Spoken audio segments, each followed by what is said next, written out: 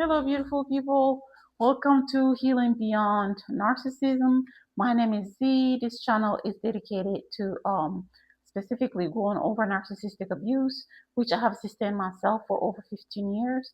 So I'm using this content to bring awareness to narcissism and to be able to um, help as many people as possible if you're in that situation to understand what you are going through, and if you are exiting, to also help in the exit process, because not all narcissistic abuse exit is safe. So let's make sure that we actually understand that.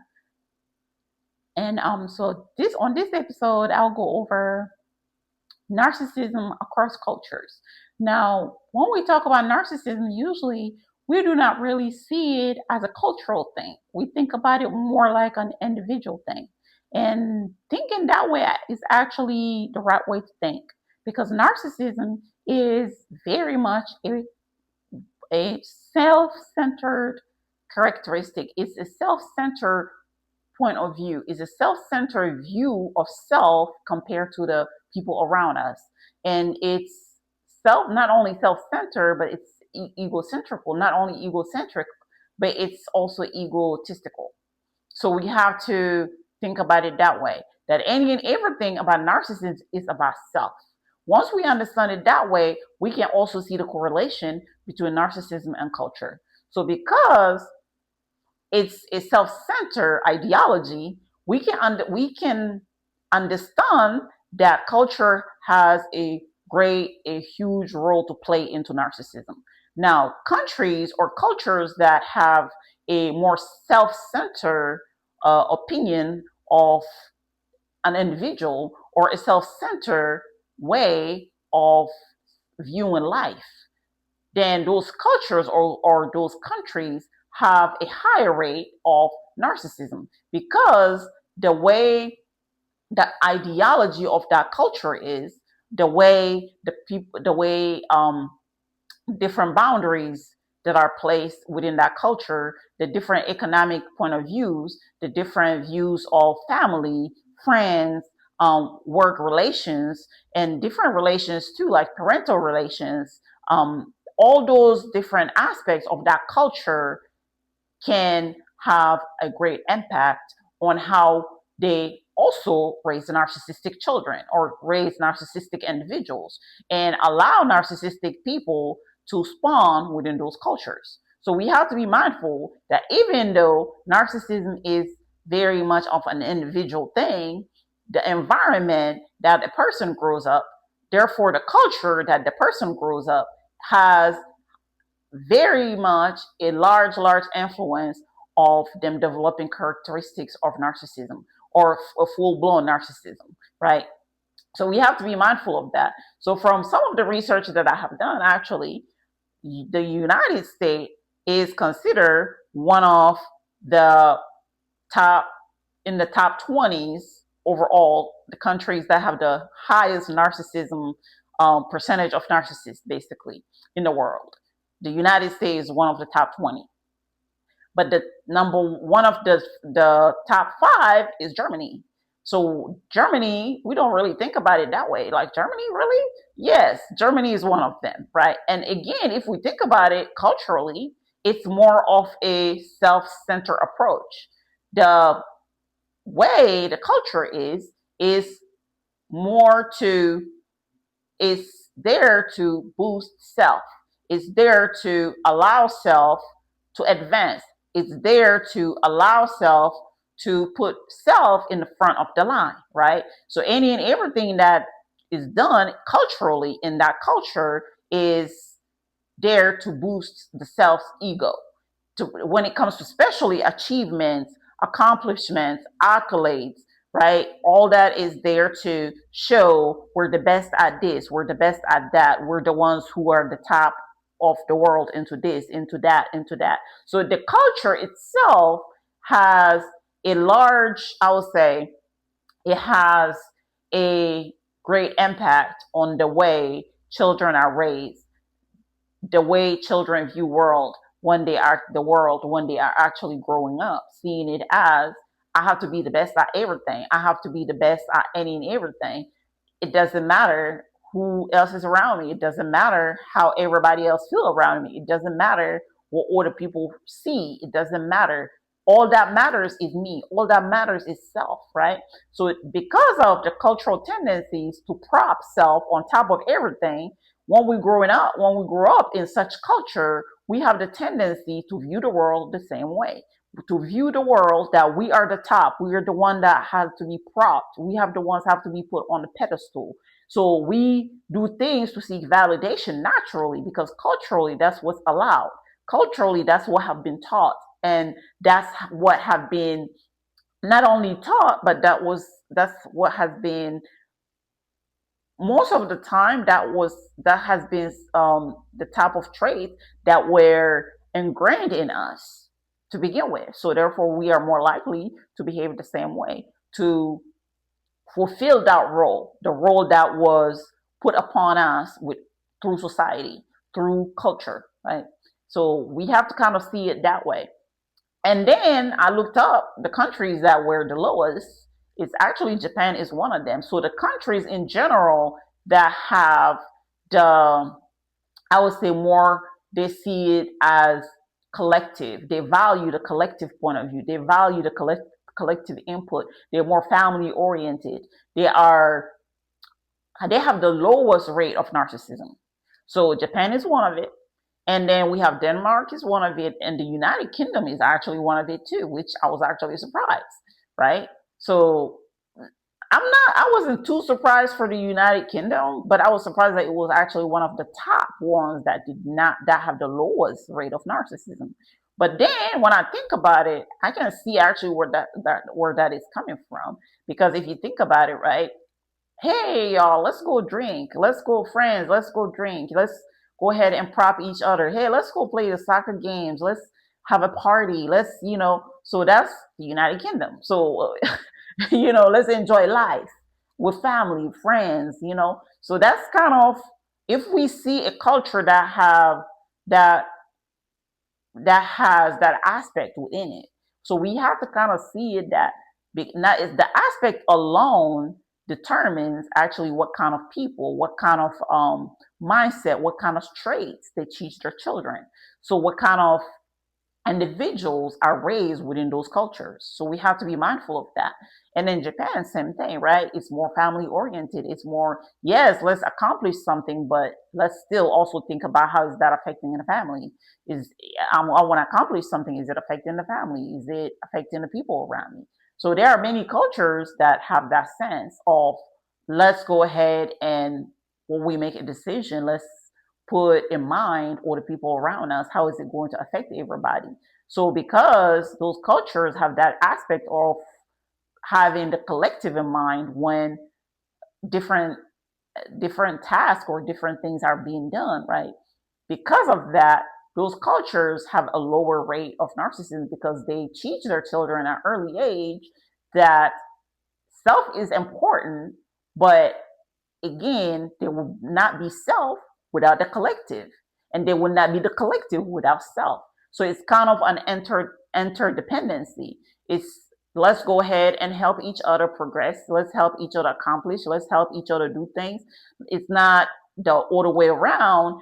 Let me go ahead and use everybody to help me achieve, right? Because in narcissism, it's that sense of the narcissist in general, narcissists have the tendency to want to use other people in their advantage. They want to have the mentality of using individuals to extract what they can for their own advancement. So in those cultures that have the lowest level of narcissism, most of the time, it's the opposite. They teach their children at early age to not want to be the center of attention, to want to be humble, to want to be able, it's not that being humble is not being a nobody. It's not being nobody can see you. It's not being, it's more like don't try to step on the backs of others to need to get the validation to try to put yourself on that pedestal, right? So we have to be mindful that the culture has a lot to do,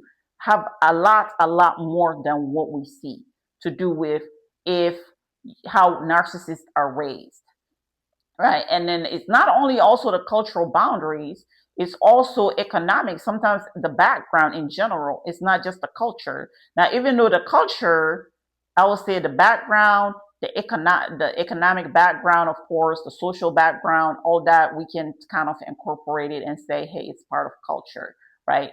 But in general, it's not really, because we can come from the same culture, but then our economic backgrounds can be different.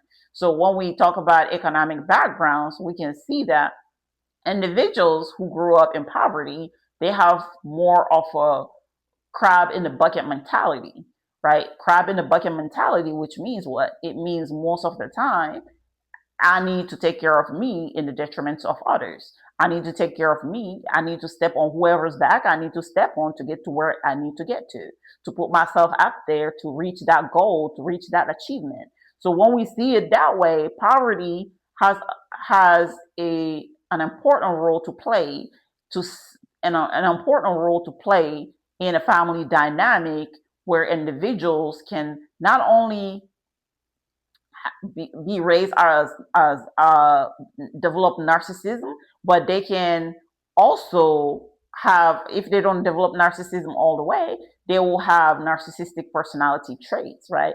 Which is something as simple as being exploitative, wanting to exploit other people, wanting to seek validation, wanting to do any and everything at all costs to win. So there are so many different narcissistic traits. Unfortunately, that poverty can be the corporate. I would say the reason that we develop those narcissistic traits. So we have to be mindful. Now, the economic, the social, for sure, the social has, again, the social that we can push it into culture, because social social norms differs from culture to culture. Depending on the culture we come from, the societal norms that culture demands of us are different. So we have to be mindful that just because if we grew up in Japan, the society that we grew up is directly linked to the culture, right? The societal rules, the societal norms, the values, the morals, most of the time, those are ingrained within us through the culture. And if we grew up in Germany, it's the same thing. So there are differences if we grew up in the US, if we grew up in Africa. There are different societal norms, there are different, I would say, expectations that we pick up through that society, and the society, of course, is a part of the culture. So that those two are go hand in hand, the society and the culture. They're not really different, because again, the society is there, but the culture, I would say, the culture can move from place to place. We can take what we learn from that culture and move from place to place. But again, those two go hand in hand, the society, the societal norms, and the culture most of the time. Not the societal norms, we cannot really apply that in different places, even if we move. But the culture most of the time, like the language, the food, right? Certain mannerism that we learn through cultural, I would say, cultural fluency. Through that, we can take those things and move wherever we go. We can bring it with us pretty much. But the certain societal norms, we cannot really take it to a different place, right? We have to leave it, unfortunately, where we learn those norms, because again, depending on where we go, the societal norms are different, and certain societal norms are, I would say, opposites. They do not really complement each other well. So when we move to a different country or a different society completely, certain cultural norms that we took or we learned growing up, they would not fit well with the new environment, the new society. So we have to leave them behind. So I would say that those two can kind of go hand in hand. But again, the culture usually is very much more, I would say, is very much more, has a highest importance, or highest, it has a highest impact when it comes to narcissism.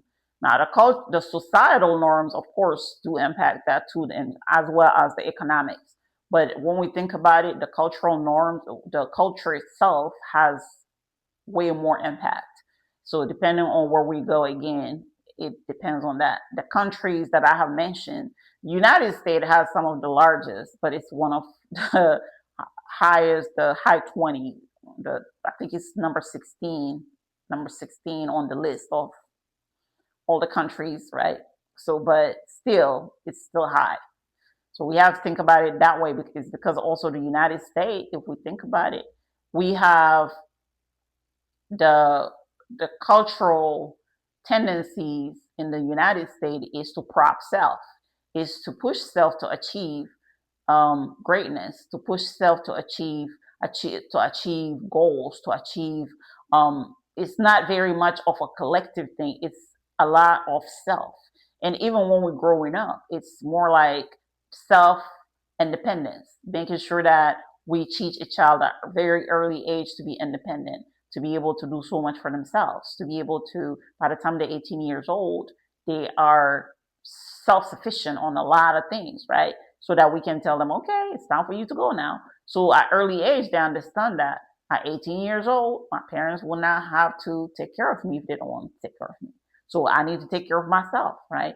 So because of that, the societal norms push individuals at very early age to want to achieve so much for self and to be self-centered, literally self-centered, to only focus on self and not much on the collective, not much on the siblings, not much on the mom or dad or anybody else besides self. So because of that, it becomes, there is this, again, the narcissistic traits can develop from there. Because in order for you to only care about self, right, you have to do everything else for self. And that validation comes into play. Now, if I care about only me, I need to make sure that other people confirm that I care about me by validating me. If I I need to achieve all these goals and all these accolades that society, my peers, my mother, my dad, whoever expect me to achieve for self, right? Therefore, I have to make sure that I step on whoever's back to make sure that I achieve those things. I achieve those goals. I show that I am capable. I have to get that done with, right? It's not about, oh, let me find somebody that we can work together for all of us to achieve it together. Let's go ahead and find group work so all of us can actually achieve this goal together. It's more like, no, I need to focus on me. And if we think about it just a little bit, let's think about high schoolers, the high school athletes, right?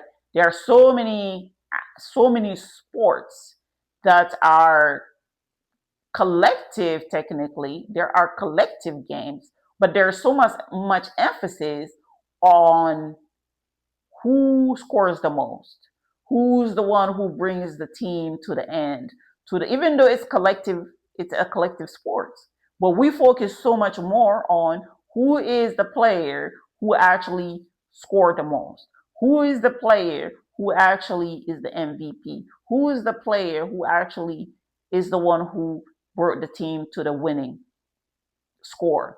So we have to think about it that way. We're not really focused, even though, yes, that person scored the most, but that team would not win without the collective. The collective did a lot for that one person to add to it in order for the team to win. But we don't see it that way in the United States. That's one of the reasons, if you watch soccer, you watch soccer game that is in another country, and you watch soccer game in the United States, you can kind of see the difference.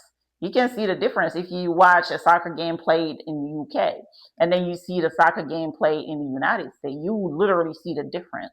How the person, that one person who scored a goalie is the one that everybody props, and that's it. And everybody else does not really exist. Does not really, we don't see that older person, people in the United States. Now in the UK, yes, you score, you did a great job, but at the end, you'll see that the people actually, if they win or when they win, right, the trophy that one person who actually is the one who they will call them, come get the trophy, and you'll see that that one person will actually go and grab the entire team. Let's come on, let's all take the picture of the the the trophy, because they understand that it's a collective thing. In many countries that actually care more about the collective team, the collective game, the collective achievements, you will see that the way they behave is different. They show those traits in different collective activities, tasks. You'll see the difference. Now, in the United States, it will be the one person who scored the most, probably, or the second one. Those two will go and they will hold the trophy. They will take pictures first, and then they will probably go and give the trophy to somebody else, or they will just carry it on the whole time. So there is a difference between those two things if we pay attention, right? If we pay attention to, actually, just by observing how different cultures behave, there's certain behaviors, certain mannerism, we can see the difference, how culture actually shapes how narcissistic traits, personality individuals are actually raised.